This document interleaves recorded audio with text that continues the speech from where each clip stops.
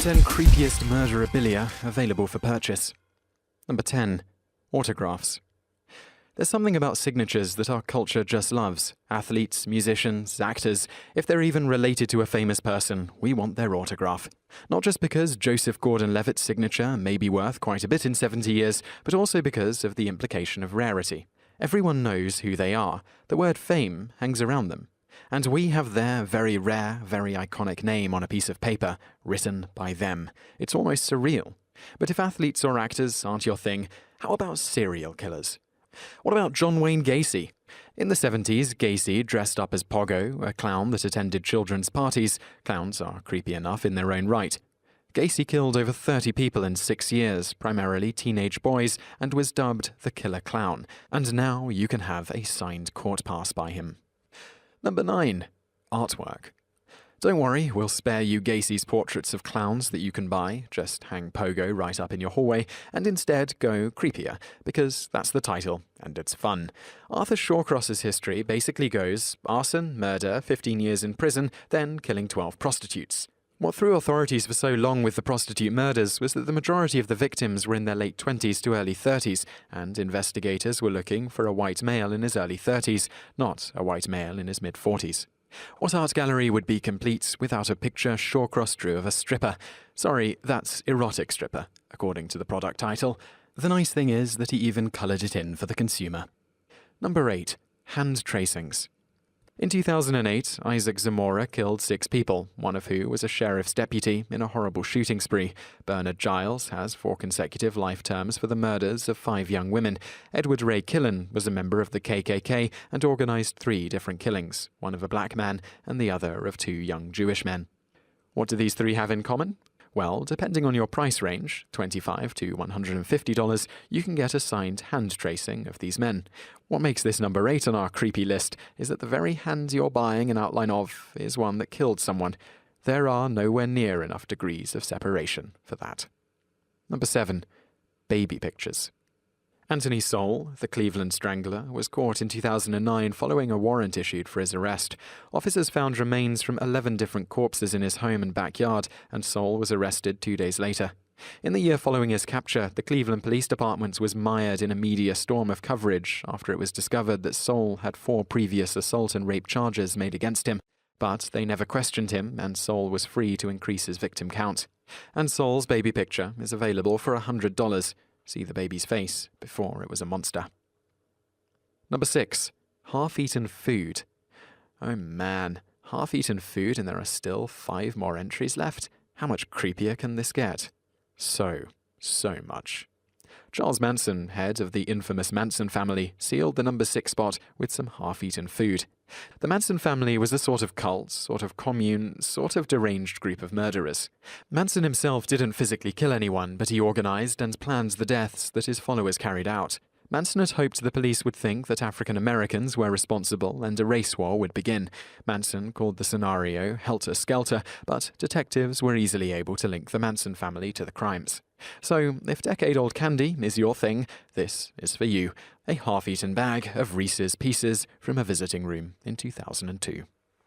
Number 5. Toilet paper. For the record, Manson is going to appear on this list one more time. The guy is just a walking supply closet for those with a murderabilia fetish. And nothing completes a collection like unused toilet paper from Charles Manson's cell. To be fair, the item on sale is actually a comb he owned in prison, but what really sells it as creepy is the product description. Charles Manson, personal palm comb, owned by Charlie when he was housed in Shoe circa 2000. Sent by Manson, which he wrapped in 2 unused squares of his personal toilet paper. It's the toilet paper that makes this creepy, not the comb. While we're thrilled they made it clear that the toilet paper was unused, it's still a little horrifying to contemplate buying something intended to wipe a murderer's waste. Number 4. Clothes. In 1994, Dana Gray killed 3 old women to support her spending habits. Edward Spreitzer was one of the Ripper Crew, a group of killers in Chicago that murdered 18 young women as sacrifices to the devil, and both of them have signed, worn underwear available. Seriously, you can get Dana Gray's panties or a pair of Spreitzer's boxers. If they aren't high profile enough for you, there's always O.J. Simpson.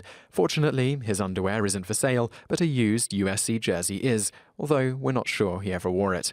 He signed it while he was in lockup, by the way, which raises the puzzling question of who thought to actually bring a college jersey to a correctional facility in hopes of getting an autograph. Number 3. Hair. It's kind of weird to have anyone's hair, but it's even more disturbing when it's Charles Manson's.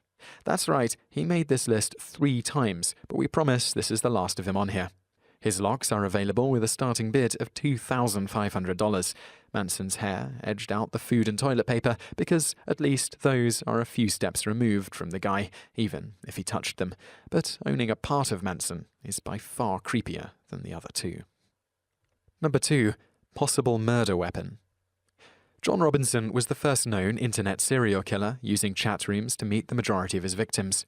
By 1999, he was involved in numerous missing persons reports, and the police were eager to get something concrete on him. He was caught when a woman filed a police report that he had stolen her sex toys. This gave police probable cause for a search warrant, and 2 decaying bodies were found on Robinson's farm. In all, he murdered at least 8 women, killing them with hammer blows to the head.